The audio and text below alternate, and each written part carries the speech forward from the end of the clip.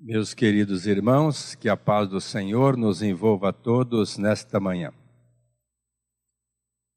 Outro dia, uma moça chegou para mim e disse assim: Aguinaldo, a vida é muito chata. Você não acha? Eu disse, bom, depende. Mas depende de quê? Da maneira que a gente enxerga a vida. Como assim?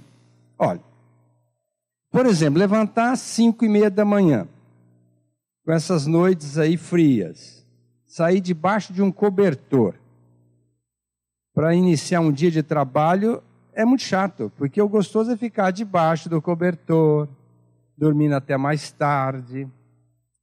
Levantar cedo, não tem nem um cafezinho pronto, já tem que trabalhar sem o cafezinho quente costumeiro. Enfrentar um chefe que não está de boa naquele dia, ou um funcionário de freio de mão puxado. Não é uma boa. Às vezes até fregueses, clientes que não estão muito bem, trazem uma carga pesada, você tem que assimilar e administrar. Voltar para casa para almoçar, com esse trânsito de Rio Preto, 12:30, geralmente chega atrasado, né? A comida já está fria, não é uma boa. Depois voltar para o trabalho à tarde, com aquela moleza. Porque depois do almoço, a gente tem uma moleza. Tanto é que na Europa ninguém trabalha do meio-dia às 2:00. Todo mundo vai dormir, depois das 2:00 vão trabalhar, e aí vai para a noite adentro. Mas depois do almoço eles vão dormir mesmo.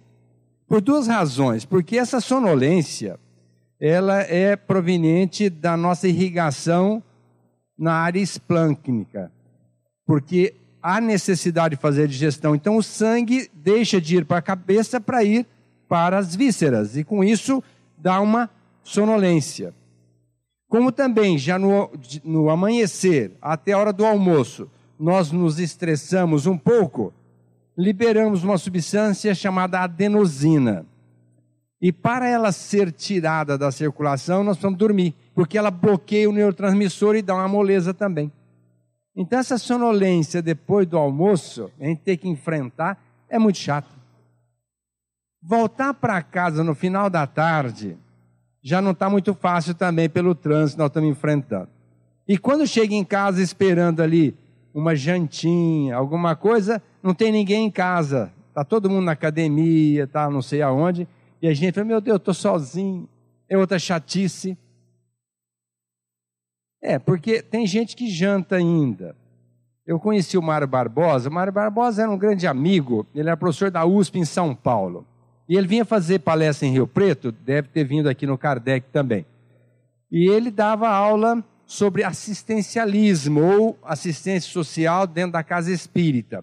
E eu fui vê-lo no Rodrigo Lobato. Chegando lá, depois da palestra, fui conversar com ele, conversamos longamente, e aí no final eu o convidei para ir em casa, e a partir desse convívio, sempre que ele vinha a Rio Preto, ele ficava na minha casa.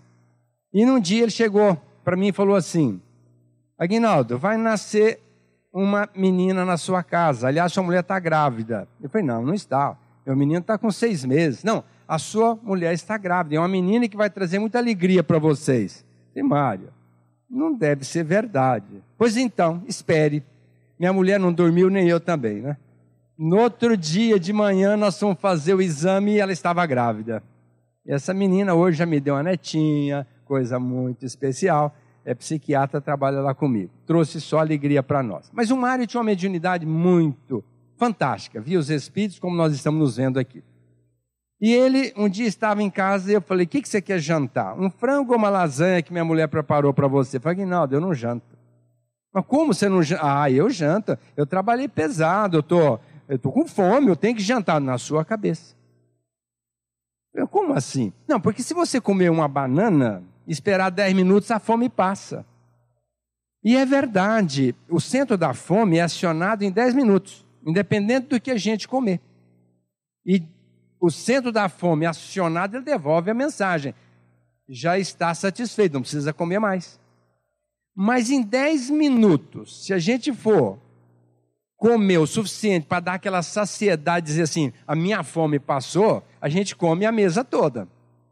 Então ele me deu uma grande lição, que a partir daí nunca mais jantei, e realmente agora eu como pão com banana. E com isso a gente não engorda, porque quem vai jantar à noite e não gasta energia nenhuma, logicamente vai ficar gordinho. Então uma dica para quem quer emagrecer.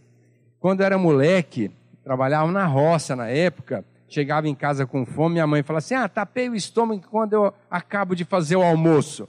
E aquele tapear o estômago não tinha uma palavra mais certa do que aquela. Porque a gente comia alguma coisinha e ficava esperando o almoço. Quando vinha o almoço, a gente não estava com fome mais. Então essa é a grande dica. Quem quer emagrecer, chega em casa, come uma banana e espera.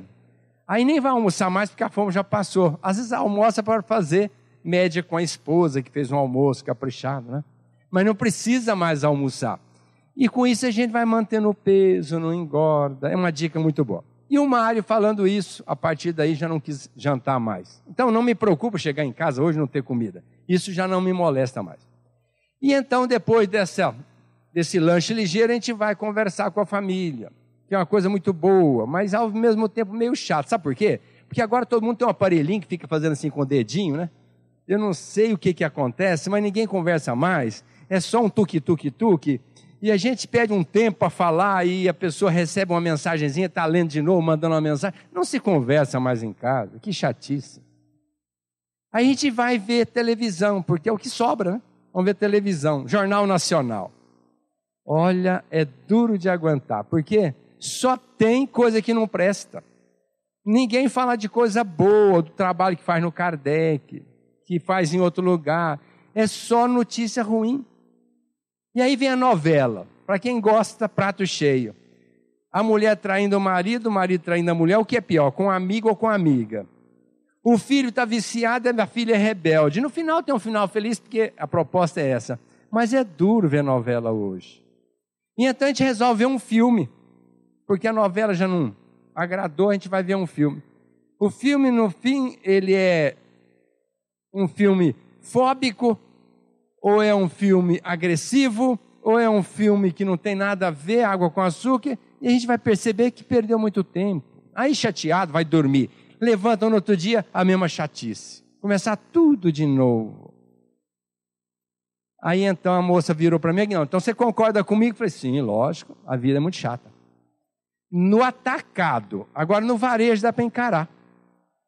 Ela falou, como assim? Eu falei, vamos segmentar. Por exemplo, levantar de manhã. Que bênção! Porque a gente quando acorda de manhã tem que tocar o companheiro que está do lado. Porque se ele não responder, é porque nós desencarnamos. Agora, se ele respondeu, nós estamos acordados. Que bênção estar acordado de manhã cedo, levantar, né? Ter dormido numa cama, porque tem gente... Hoje mesmo eu levantei cedinho, fui descendo aqui na Faria Lima e percebendo pessoas debaixo das marquises. E a gente dorme, cobertorzinho, caminha quentinha, um travesseiro. Eu quando viajo... Primeira coisa que eu coloco na minha mala é meu travesseiro. Posso dormir onde for, mas meu travesseiro eu faço questão. Porque dá um aconchego. Agora a pessoa nem cama tem, nem casa tem, nem travesseiro. Coloca aquela mochila debaixo da cabeça. Eu não sei como é que dorme. Se é que dorme. Passa a noite. Então ele levanta sabendo que dormiu bem. Que bênção. Que bênção poder ter dormido. E a gente levanta meio devagar, não é? Levanta meio devagar, entra debaixo de um chuveiro. A água aciona a nossa suprarrenal, libera glicorticoide, glicose, adrenalina e nós ficamos ligados. É só tomar um banho quente, não dá para dizer, estou desanimado, já está ligadão. E aí vai para o trabalho. Que bênção poder ir para o trabalho, porque tem muita gente que não tem serviço, não tem trabalho, nós temos. De poder movimentar. Albert Schweitzer era um médico francês, mas foi muito cedo para a Europa, aliás, já na Europa, foi para a Alemanha, e na Alemanha ele foi estudar música, e foi o maior intérprete de Bach nos tempos idos do início do século passado. E ele entendia tudo de órgão, conhecia tudo. Johann Sebastian Bach. Todas as músicas, interpretava magistralmente, portanto ele não dava conta das solicitações. E um dia ele disse assim, vou fazer medicina. Como fazer medicina? Não tem nada a ver. Não, eu vou fazer medicina. Mas escuta, você não tem tempo nem para música, para atender as suas solicitações, e agora você vai fazer medicina? Sim, vou fazer medicina. Com 30 anos, entrou na medicina. E começou a namorar com uma moça. E essa moça fazia, na mesma universidade, enfermagem. E ele disse para ela: eu devo lhe adiantar que quando eu me formar, eu vou para a África. Portanto, como? Vou para a África. Portanto, se você quiser continuar namorando comigo e se casar comigo, tudo bem. Senão, vamos terminar agora, porque eu quero ir para lá casado. Então, a resolução é sua, pense e depois você me fala. Ela ficou pensando, mas esse moço já deixou de ficar na música para ir para a medicina. Agora vai para a África, deixar a Europa? Não deve estar muito bem, não é possível. Mas tudo bem.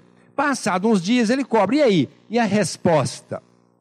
Aí ela pensou no checkmate, tá bom, então eu vou para a África com você. Gostava dele, achava uma pessoa diferente, foi com ele para a África. Chegando lá, logicamente com 2 malas, a dela e a dele. A dela pesava o dobro da dele, porque mala de mulher é assim, não sei o que vocês mulheres colocam na mala. A gente vai viajar, vai passar os mesmos dias no mesmo lugar, mas a mala da mulher pesa 2 vezes mais. Quase não passa ali no guichê da aviação, da companhia aérea, de tão pesada que é. E depois vai carregar, sobra para quem? Para o marido. Meu Deus, que coisa complicada. Mas então chegaram com as 2 malas, disseram da proposta que era cuidar dos africanos, pessoas extremamente carentes, logicamente muito bem aceitos, bem-vindos, mas não tinha casa para morar. Foram construir uma casa de pau a pique com telhado de folha de coqueiro. Depois construiu um hospital, também de pau a pique, com folha de coqueiro. Mas para isso tinha que ter o concurso dos africanos que não trabalhavam. Nem pensar, só trabalhavam para 2 coisas. Primeiro, para pagar o dote da mulher. E segundo, para comprar o sapato para o casamento. Não trabalhava para mais nada. Porque naquela época tinha que comprar a mulher. Eu já coloquei as minhas 2 filhas à venda, até agora ninguém quis comprar. Já estou dando de graça, quem quiser ir lá pegar, viu? Porque filha é assim, já fica com a gente, não casa mais, não quer mudar de casa, fica em casa a vida inteira, almoça, janta, dorme. Casar, nem pensar. Então, naquela época, tinha que pagar o dote e ainda comprar o sapato. Mas aí, ele exigiu dos africanos que cada paciente que trouxesse tinha que dar um dia de trabalho para a construção do hospital. E até que conseguiram construir o hospital. Veio a guerra, 1914, veio a guerra. E então, logicamente que, depois de passar da guerra, eles foram lá, ele descendente de alemão, foram lá na África, buscaram-no, prenderam-no, submeteram-no a uma agressão violenta, a um sofrimento aos presos de guerra. E a mulher veio grávida para a Europa naquela época, e quando ele saiu depois de 3 anos por intercessão de amigos, a menininha já estava com 3 anos de idade. E ele disse para a mulher: bom, eu não posso exigir que você vá voltar comigo para a África. Como? Voltar para a África? De novo? Sim, de novo. Mas você, depois de passar malária, quase morreu, passar aqueles sofrimentos, aquelas intempéries todas, ser submetido à prisão indevidamente, sofrer os maus tratos, você ainda vai querer voltar para lá? Pois então, estou indo. Se você quiser ficar, eduque a nossa filha aqui na Europa, mas eu estou indo. Aí ela disse: não, se você vai, nós também vamos. Lá foram, novamente para a África com 3 malas. Agora a malinha da menina também. Chegando lá, a casa e o hospital tinham sido consumidos pelos cupins e pelas formigas. E tiveram que começar tudo de novo. De tal forma que Albert Schweitzer ficou na África cerca de 50 anos, trabalhando gratuitamente, graças a uma bolsa que ele recebia da Europa, quando ainda, como músico, ele foi agraciado por uma ONG, com uma bolsa, e ele vivia às expensas dessa bolsa, mas não cobrava nada de ninguém. E ao final da vida, um repórter chegou para ele e disse assim: o senhor uma pergunta afirmativa. O senhor deve ser muito infeliz. Não, mas como assim? Eu sou muito feliz. Ah, não. O senhor só pode ser infeliz, porque... E declinou tudo aquilo que ele passou. Não, mas eu sou feliz. Sabe por quê? O repórter, não, então me prova, porque eu quero saber. Eu sou feliz por uma única razão, porque eu vou daqui para lá e venho de lá para cá. Porque quem não vai daqui para lá ou vem de lá para cá, ou está preso, está numa cadeira de rodas, ou está preso mentalmente num hospital psiquiátrico ou dentro de si mesmo. Mas eu não, eu estou lúcido, vou de cá para lá e de lá para cá, então eu sou feliz. Então quando eu levanto de manhã e eu vejo que eu vou daqui para lá e de lá para cá, eu me sinto a pessoa mais feliz do mundo, podendo sair para trabalhar, enfrentar a problemática do dia a dia. E quando eu volto para casa, apesar do trânsito meio enroladinho, eu pelo menos sinto que eu estou dentro de um carro. Quantas pessoas que nem carro têm, nem voltam para casa, almoçam no trabalho, aquela marmitex, aquela marmitinha que às vezes nem tem onde esquentar, é fria mesmo a comida. Então eu me sinto muito feliz, agraciado por poder voltar para casa.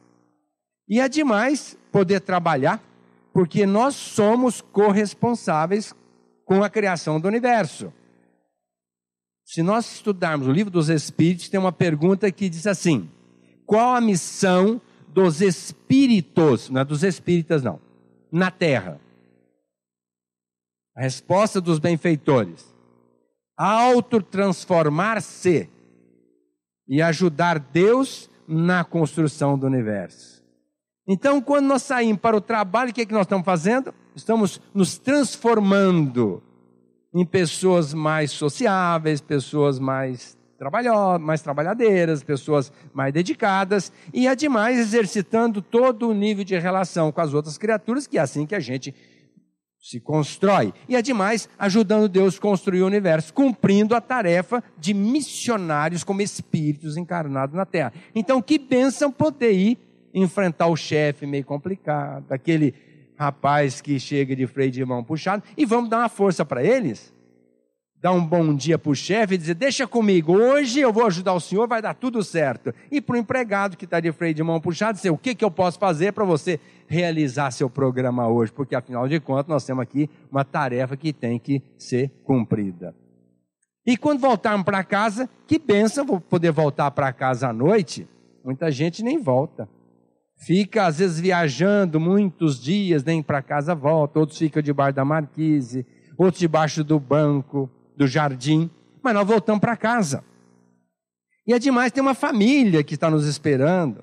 Apesar do aparelhinho, aquele iPhonezinho, né? Hoje o celular faz tudo, né? Mesmo não conversando com a gente, tem um tempinho para a gente conviver, desfrutando daquela vibração.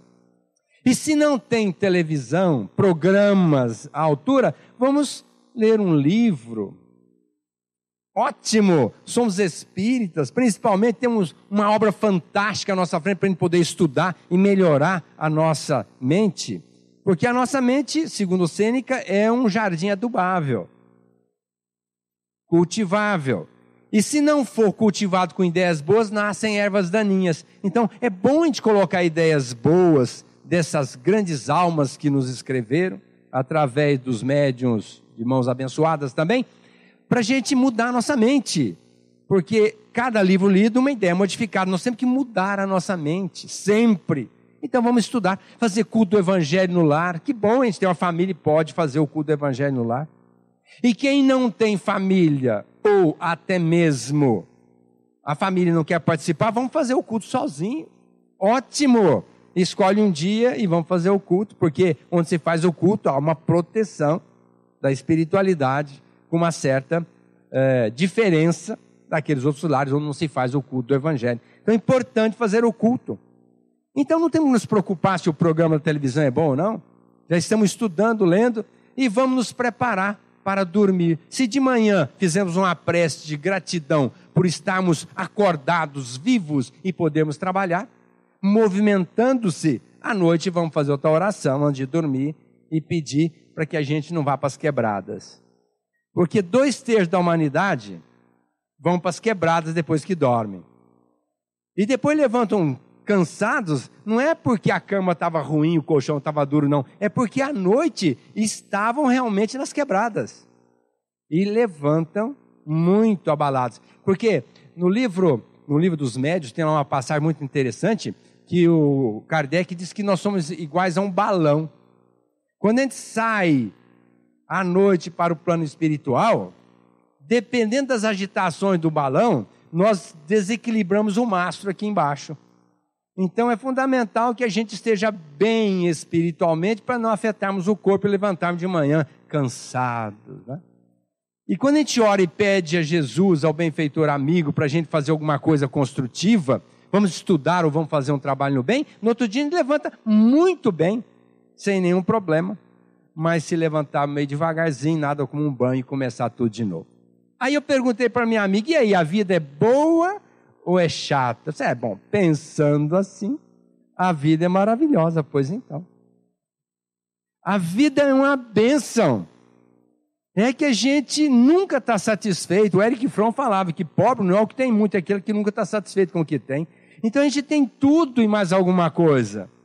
E no entanto, não nos sentimos pobres porque a gente quer além, algo mais. E se torna uma pessoa infeliz. Ah, essa vida é chata. Como uma vida chata? A vida é uma benção, todo dia é diferente, todo dia nós temos uma experiência que se modifica e podemos realizar tantas outras tarefas diferentes, progredindo, crescendo, melhorando, enriquecendo a nossa alma. Gnaldo, mas para pensar assim também não é fácil, né? Precisa ter... Não, é simples. Precisa ter apenas uma palavrinha na nossa vida. Que palavrinha? É a menor palavra do nosso dicionário. Fé. F de força e E de esperança. A gente se enche de força e de esperança e vamos cumprir o nosso programa com alegria, achando a vida uma bênção. Porque a fé ela é imanente, ela vem conosco. Nós já trazemos uma fé. Mas ela pode ser acrescida, ela pode ser assomada à nossa bagagem espiritual quando nós passamos a estudar, a entender melhor a verdade. Não é por isso que Jesus deixou de colocar. Conheça a verdade e ela vos libertará. Então a gente vai conhecendo a verdade e vamos nos libertando desses pensamentinhos infelizes. Vamos entendendo a vida de uma maneira mais construtiva, mais diferente.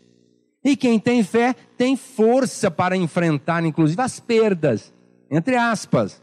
Porque no fundo a gente não perde nada. Nós não somos detentores de nada, apenas da nossa mente. E essa vai conosco, nós não perdemos. Agora o resto não é nosso. O resto é empréstimo por misericórdia divina para nós executarmos nosso plano evolutivo reencarnatório. Então, o que nós temos aqui é temporário. Se perdemos um parente, por exemplo, nós não perdemos parente, nós ganhamos um amigo no plano espiritual e que vai estar nos esperando do lado de lá. Agora tem gente, por mais espírita que seja, quando um parente desencarna, a pessoa se entrega. Outro dia uma amiga chegou para mim e falou: Aguinaldo, você está lá terça-feira no centro? Eu falei: vou estar. Vou levar meu irmão para conversar com você. Eu falei: ótimo, o leve. O que aconteceu? Não, porque minha mãe desencarnou agora e ele quer matar o coveiro. Eu falei: meu Deus, como assim? Não, porque ele falou que o coveiro não tinha o direito de enterrar minha mãe. Eu falei: meu Deus, que perturbação. Espírita, convicto, frequentando a casa espírita, estudando, ouvindo palestras e querendo matar o coveiro porque enterrou a mãe. Olha, que a mãe teve um câncer, que bom, desencarnou. Foi para o plano espiritual, se libertou daquela mazela, está lá. Quando a minha mãe estava muito saudável ainda, eu cheguei para ela e disse assim: mãe, o dia que a senhora desencarnar eu não vou ficar triste, tudo bem? Ela olhou para mim assim, meio sem entender nada. Falei: deixa-me explicar melhor. A senhora veio, ficou viúva muito cedo. Na época eu tinha 1 ano de idade, quando meu pai desencarnou. A senhora cuidou de 6 filhos, lutou muito, nos educou, nos conduziu. E agora, se a senhora, logicamente, deve desencarnar primeiro do que eu, pela lógica. Se a senhora voltar para o plano espiritual, a senhora vai encontrar meu pai, os seus pais, vai estar muito bem, e eu vou ficar muito feliz por isso. Tudo bem? Ela olhou e falou: não, Aguinaldo, pensando assim, então não vamos conversar sobre isso mais. 1 semana depois, minha mãe teve uma dor na barriga, nós éramos 10 médicos, ninguém soube, aliás, foi a única pessoa até hoje na minha vida que eu não sei porque ela desencarnou. Nenhum médico soube o que ela teve. No finalzinho, o doutor Gilbertinho abriu a barriga dela pensando que pudesse ter uma trombose. Não tinha nada. Em 3 dias, minha mãe desencarnou. 1 semana depois dessa conversa. Aí, logicamente, eu me portei como eu havia dito para ela. A minha mãe desencarnou, bom para ela. Certamente a espiritualidade já tinha nos chamado lá em cima, a ponto de eu conversar essa absurdidade, entre aspas, com ela. E eu disse, não, está tudo certo. Aí o meu padrasto, que 10 anos depois ela se ligou com uma pessoa, ficou com ela até o final da existência dela.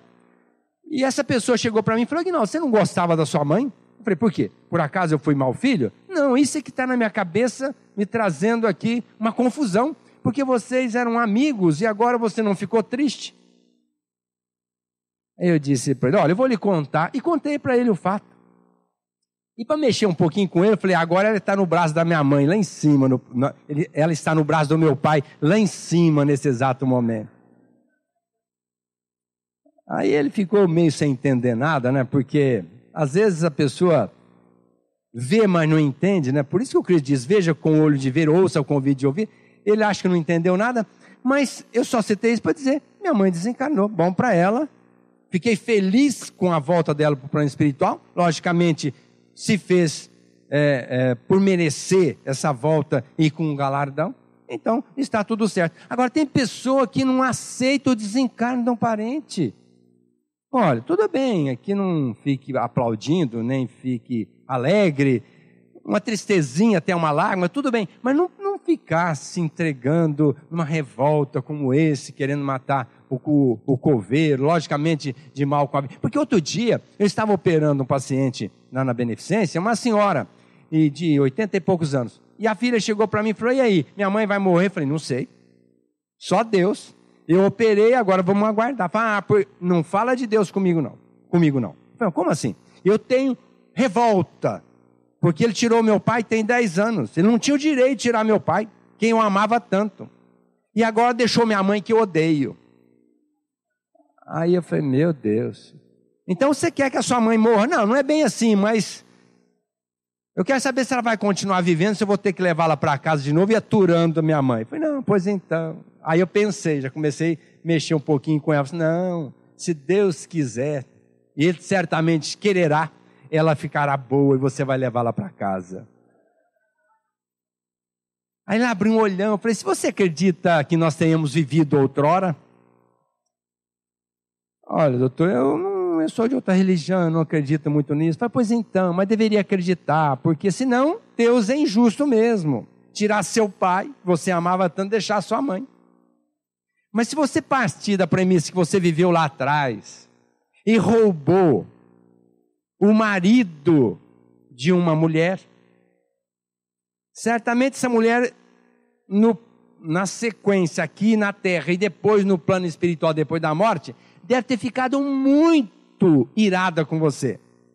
Você concorda? Ah, bom, pensando assim, pois então. Depois chega no plano espiritual, aquela mulher começa a perseguir, cobrar, porque a morte não existe, a gente continua do lado de lá. E você roubou o marido dela, ficou com ele até o final da vida, depois desencarnou, chegou do lado de lá. E ela cobrando. Aí o plano espiritual, que é misericordioso, dá uma chance. E volta novamente o trio para acertar na lei do amor. Então, provavelmente você voltou filha daquela mulher. E o marido que você roubou agora é seu pai, para você não roubar de novo. Ah, doutor, tem sentido, porque eu amava meu pai. Pois então, é aquele maridaço da outra, que você roubou da outra, sem piedade. E a mãe, foi exatamente aquela mãe que você merecia, aquela mãe que você foi lá, mexer com o lar dela, roubar o marido dela, você não tinha nem passar perto, roubou o marido, sem nenhuma piedade, voltou, e é uma mãe dura, doutor, desde menininha ela me bateu sempre, cobrou. E agora, o que é bom, melhor ainda, sua mãe vai voltar para casa. E você cuide muito bem dela para que ela reconheça o seu carinho, o seu afeto. Com gratidão ela vai desencarnar, para na próxima voltar. Agora vai ser aquela filha do coração, que você não vai ter problema com ela. Que se você continuar tratando mal, vai ser aquela filha, vai só inverter. Você vai voltar à mãe dela e vai ser aquela filhinha encardida. Então trate bem a sua mãe, cuide muito bem dela, porque vocês vão voltar de novo. Isso é fé, é a certeza de que a vida continua e que Deus trabalha a nossa personalidade, intercedendo diretamente em nossas vidas. Quando a gente perde uma fortuna, nós estamos devolvendo aquilo que nós adquirimos ilicitamente. Se não adquirimos ilicitamente nessa encarnação, fatalmente adquirimos em outras vidas. Porque ninguém vai perder. E Deus é injusto, fez com que eu perdesse injustamente. Não, Deus é justo. Nós estamos perdendo, entre aspas, nós estamos devolvendo aquilo que não nos é próprio, porque nós adquirimos ilicitamente. E quando a gente perde a saúde, que a gente pensa assim, meu Deus, que coisa mais chata, agora estou doente. Que bom que está doente. Porque a doença faz a gente analisar muitas coisas na nossa vida. Há algum tempo atrás eu operei um senhor de câncer de pâncreas. É uma cirurgia que demora de 8 a 9 horas. Então eu disse para ele, pare de fumar. Porque eu vou operar o senhor e o senhor vai tossir muito, vai doer a barriga. A barriga está cortada, é uma cirurgia grande. Ah, doutor, eu não consigo parar de fumar. Não, consegue sim. Seria mais honesto o senhor falar que não quer. Não, doutor, já tentei, não consigo. Então tá bom. E operei essa criatura. Logicamente, uma cirurgia grande. Não pôde fumar mais. E quando a gente para de fumar, os nossos cílios são membranazinhas que são invisíveis a olho nu, dentro dos nossos brônquios. Esses cílios movimentam e jogam a secreção dos pequenos brônquios para os grandes. E nos brônquios grandes tem um reflexo da tosse. Nos pequenos brônquios não tem tosse. A secreção está lá no fundo do pulmão e a gente não tosse. Então, quando a gente fuma, a fumaça paralisa os cílios. E não há essa movimentação dos cílios para trazer a secreção para os grandes brônquios, para que haja tosse e elimine a secreção. Então, quando a gente dorme e não fuma à noite, tem fumante que acorda para fumar. Mas quando a gente dorme longamente e não fuma, os cílios começam a funcionar e joga a secreção para os grandes brônquios. E de manhã cedo a gente tosse, que é a tosse do fumante, a tosse matutina. Então, quando eu operei essa criatura e ele não fumou mais, logicamente, aí começou aquele acesso de tosse, doía a barriga e coisa e tal. E ele falou, meu Deus, se eu soubesse que doía tanto, eu teria parado de fumar. Pois então, mas você disse que não conseguia. E agora? Não, agora eu não fumo mais nunca. Eu falei, pois então, teria que ter parado antes. E parou.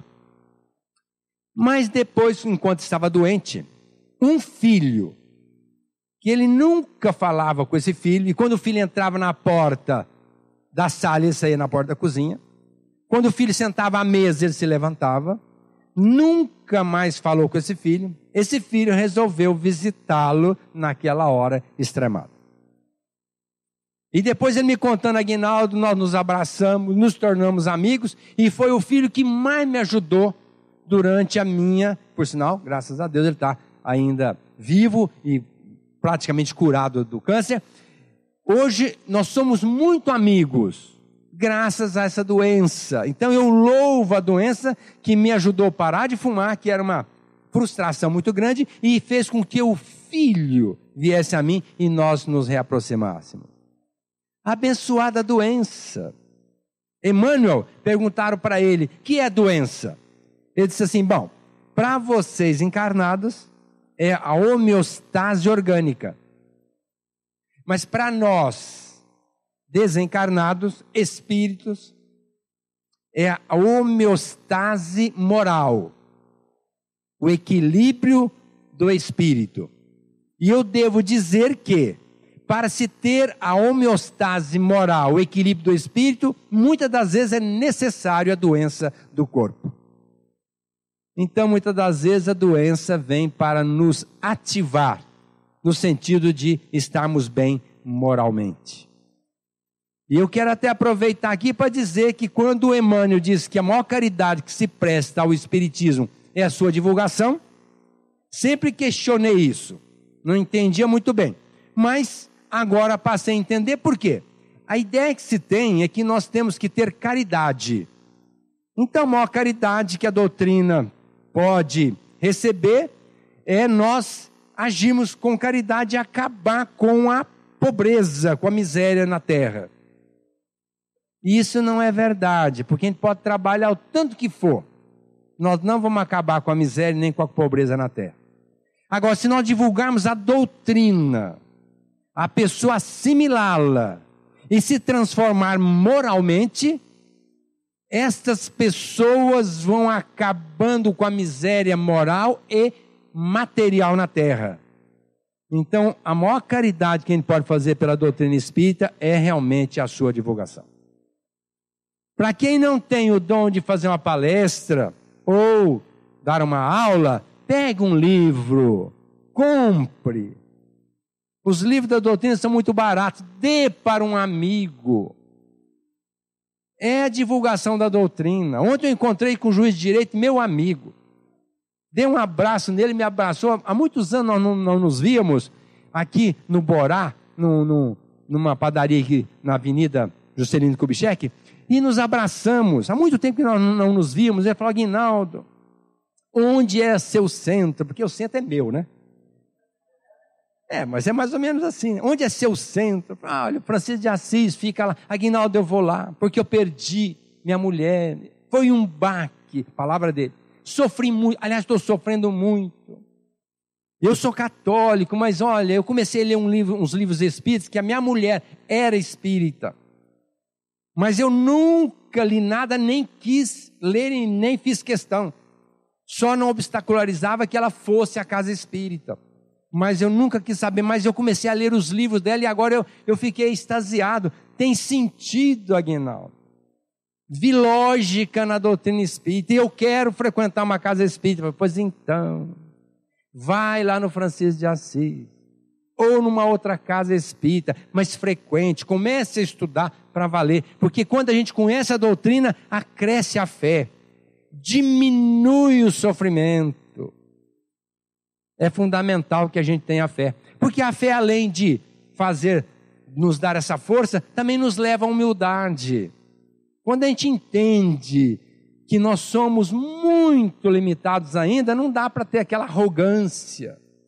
Quando o Chico falou que era o pozinho do prato da balança, um amigo chegou para mim e falou: Aguinaldo, o Chico era muito hipócrita. Eu disse: mas como, o Chico? Sim, lógico. Mas como? Porque ele falou que é o Cisco Xavier, o pozinho do prato da balança, uma grande alma, Aguinaldo. Isso é hipocrisia. Eu falei: não é. Lógico que é. Não é. Mas como não é? Você também está sendo hipócrita, pensando assim. Eu falei: não, eu estou pensando e vou mostrar para você que não é. Sabe por quê? Porque Chico deve ter visto Jesus. Eurípides Barçanufo viu Jesus. Hilário Silva disse isso para nós. O Chico deve ter visto Jesus. E quando ele divisou o Cristo, é que ele sentiu que não era nada. Porque quando Jesus, chamaram-no de bom, e ele falou: bom não, bom é meu pai. Era para chamar Jesus de hipócrita também, eu disse para ele. Porque se Jesus, essa grande alma, que nós não temos nem ideia da sua grandeza, não se chamou de bom, isso é hipocrisia. Mas como ele viu Deus, ele não se achou no direito de dizer que era bom. Bom é o Pai. Então, Chico Xavier, na lucidez, vendo Jesus, ele realmente percebeu que era pequenino. Humilde, como sempre foi. Mas nós não, temos um títulozinho, temos um cargozinho, um poderzinho na mão e já achamos que somos os bons. Olha, menos. Isso é falta de entendimento, é falta de fé.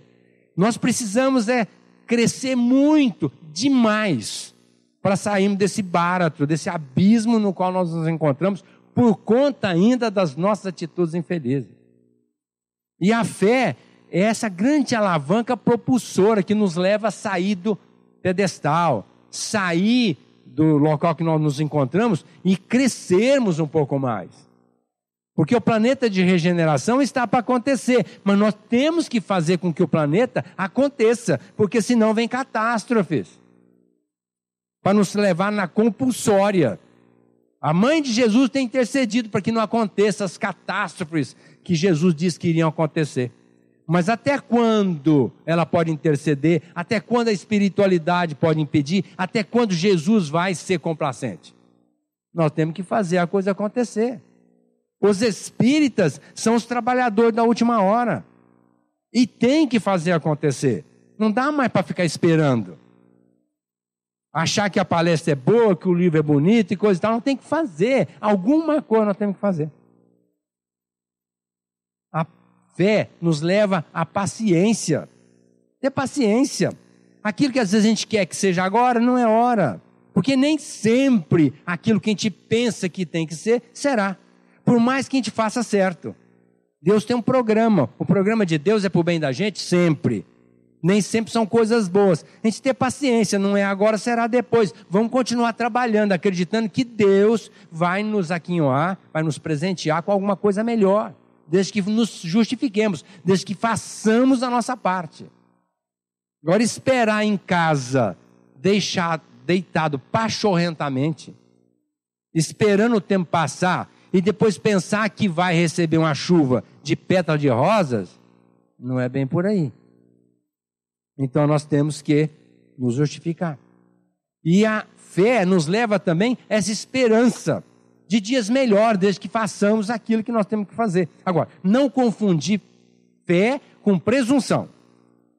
Eu tenho fé em Deus, vai dar certo. Não, não diga isso. Tem fé em Deus? Ótimo. Mas será que vai dar certo? Deverá dar certo se nós fizermos certo. Porque mesmo fazendo certo, às vezes Deus não quer que aconteça. Então vamos ter fé em Deus e dizer assim: Senhor, prece inicial. Senhor, seja feita a sua vontade assim na terra como no céu. Se o Senhor entender que seja bom para mim, ótimo. De outra forma, me dê força para suplantar a dificuldade. Isso é fé. Agora, quando a pessoa coloca de uma maneira efusiva, isso não é fé, é presunção. Eu conversei com uma senhora outro dia no Francisco de Assis, e a saída disse para ela: faça assim e deverá dar certo. Eu não falo que vai dar certo. Deverá dar certo. Ela virou para mim e falou assim: não, Deus é todo poderoso, vai dar certo. Falei: volta aqui, vamos conversar que a senhora não entendeu nada. Porque mesmo ela fazendo certo, talvez não desse, e agora transferindo para Deus a responsabilidade. Deus é todo poderoso? Lógico que é. Mas será que vai dar certo? Se ela fizer, talvez. Agora, se não fizer, não vai dar. Então essa fé não pode ser presunçosa. E o grande outro obstáculo para essa fé é o desespero. Quando a pessoa pensa numa coisa e não dá certo, ela desespera. Calma, calma, calma. Vamos buscar a alternativa B. Porque todo mundo tem que ter alternativa B. Se aquele emprego não deu certo, vamos fazer outra coisa. Se nós fizemos um trabalho de um jeito e não deu certo, vamos fazer diferente. Vamos buscar a alternativa B. Agora, não é desesperar, já que não deu certo, agora o que eu faço? Não tem mais jeito, estou liquidado. Calma. Deus provê para aquele que procura a retidão. Se não é para ser assim, será de outra forma. Mas continue na retidão e Deus vai prover. O Chico disse isso com muita propriedade: quem vive retamente, Deus provê. Continue fazendo aquilo que vem fazendo com retidão e Deus vai prover na hora certa. Isso é fé. Jesus disse isso de uma maneira mais empolada: procura o reino de Deus e sua justiça, e tudo é dado por acréscimo da misericórdia do Pai. O Chico, na capacidade de síntese didática, ele disse assim: viva retamente, Deus provê. É só isso. Vamos ter fé, esperança. E a fé também leva à caridade. A fé é mãe da esperança e da caridade. Embora seja de todas as outras virtudes, é a base, é o alicerce, é o sustentáculo para todas as outras virtudes. Mas é também da caridade. Porque quem tem fé, entende Deus, vê o outro como irmão, sente a dificuldade dele, que é a compaixão, vem a piedade e o ajuda. Isto é caridade. Não filantropia. Botar a mão no bolso e dar uma cesta básica. Isso não é caridade. Isso é assistencialismo. Porque muito antes da cesta básica, conversa com ele e pergunta o que é que ele precisa. Além da cesta básica. Ou ao invés da cesta básica. Ah, não, eu só distribuo cesta básica. Tudo bem, isso é assistencialismo. É filantropia. Tem seu mérito? Sim, mas não é caridade. Caridade não é dar, é doar-se. É estar com a criatura. Nos momentos mais difíceis. Quantas pessoas, entre aspas, perdem o parente? Nós não damos um telefonema. E aí, fulano, como é que você está? Eu sei que é difícil esse momento, mas estou com você. Conte comigo. Isso é caridade. Uma pessoa está doente. Vai lá fazer uma visita. Ah, mas se eu for lá, vai me pedir para fazer isso, isso, aquilo. Olha, vá visitar o paciente. Se ele pedir, bom para você. Faça alguma coisa por ele. Quando a pessoa abriu falência, outro dia um amigo chegou para mim e falou: Aguinaldo, estou muito decepcionado. Eu falei, mas por quê? Porque agora, você sabe, eu atravessei uma fase muito difícil profissionalmente, eu estou numa situação muito delicada. Eu fazia festa na minha casa, reunia 100 pessoas. E agora eu estou falido, ninguém aparece na minha casa. Onde estão meus amigos, Aguinaldo? Eu falei assim, mas você nunca teve amigo. Você teve companheiros para desfrutar das suas festas. Porque o amigo de verdade está com o outro em qualquer momento. Quantos amigos você tinha? Aguinaldo, duro dizer, nenhum. Porque ninguém veio à minha casa para saber como é que eu estou. Até se eu estou precisando de comida.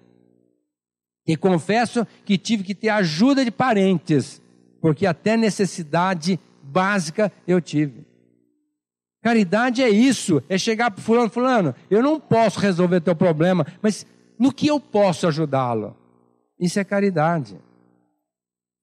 Ouvi uma pessoa, quero falar com você agora, eu não posso, estou com pressa. Para, escute a pessoa, um minutinho. Se puder, faça alguma coisa por ela. Se não puder, peça ajuda para alguém, mas faça alguma coisa por ela. Isso é caridade. E nós vamos nos diferenciar exatamente por essa atitude, porque do lado de lá, o que vai pesar na nossa balança é o bem que nós fizemos. Diz o Chico, façamos todo o bem possível hoje, porque amanhã ele, o bem, será o nosso único advogado. Façamos o bem, façamos como Santo Agostinho, todo dia botava a cabeça no travesseiro e fazia uma reflexão. O que eu fiz hoje? Fiz o bem? Ótimo, vou dormir sossegado. Fiz o mal, mas amanhã cedo eu tenho que reparar isso. Vou atrás, vou procurar acertar isso. Agora as pessoas passam pela terra, sem nenhum compromisso com Jesus. Só pede, Senhor, me ajuda. Faça isso, coisa e tal. Jesus diz, pedi, obtereis. Mas o quê? Material? Não. É espiritual. A proposta dele nós pedimos para o nosso crescimento espiritual, para o nosso atendimento espiritual. E se for pedir materialmente, Jesus não vai atender. Entre aspas, mentiu. E como Jesus não mentiu, não é materialmente que ele vai atender, é espiritualmente. Então vamos pedir para ele coisas que sejam essenciais para o nosso rendimento espiritual. Pode pedir que ele vai dar. Isto é caridade.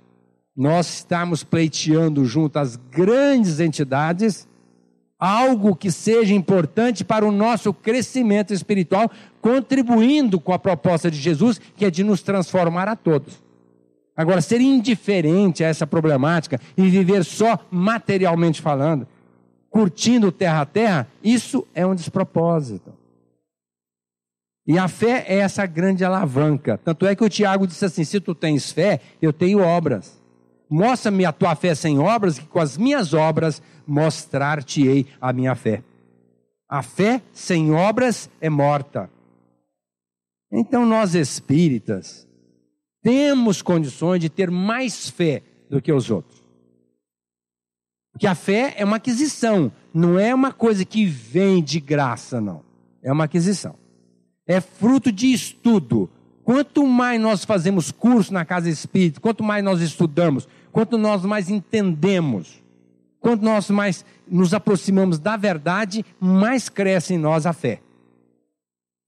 E melhor vamos nos conduzir diante da vida, aproveitando esta atual encarnação. E a fé é esta coisa que acontece na nossa vida e vai crescendo na medida que nós justificamos-la mediante o nosso comportamento.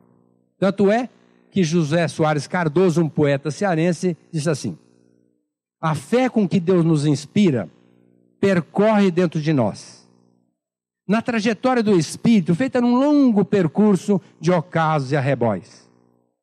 Percorre também os prados, serenos, verdes e fecundos, das ideias luminosas pelos astros e pelos mundos, em vivências numerosas, abrindo novas veredas por entre risonhos vales ou desolado deserto, sangrando os pés no caminho de cardos e acúlios coberto. Enquanto uma fé se acha tão longe, Deus se acha tão perto de nossa alma peregrina. A alma que tem por herança eterna, cara e preciosa, a centelha luminosa da própria essência divina. Mas a fé tem várias idades. Tem infância, mocidade e madureza. Nos seus primeiros albores, como a criança em inocência, manifestação primária do instinto de defesa. No entretanto, ela se amadurece, se agiganta e se engrandece. É serena, firme e calma, sabe o que quer, tem certeza. E mesmo que as tempestades desabem sobre nossa alma, ela já não tem mais vacilação, pois se apoia no bom senso, no fato e na razão. E repousa eternecida como visão luminosa na alfombra cariciosa dos bosques do coração. É a fé amadurecida no labor do entendimento. É uma fé que tem alma, que tem vida, que tem sentimento. É a fé que fez aliança no fórum da eternidade com duas outras virtudes. Uma esperança, a outra a caridade. Muita paz.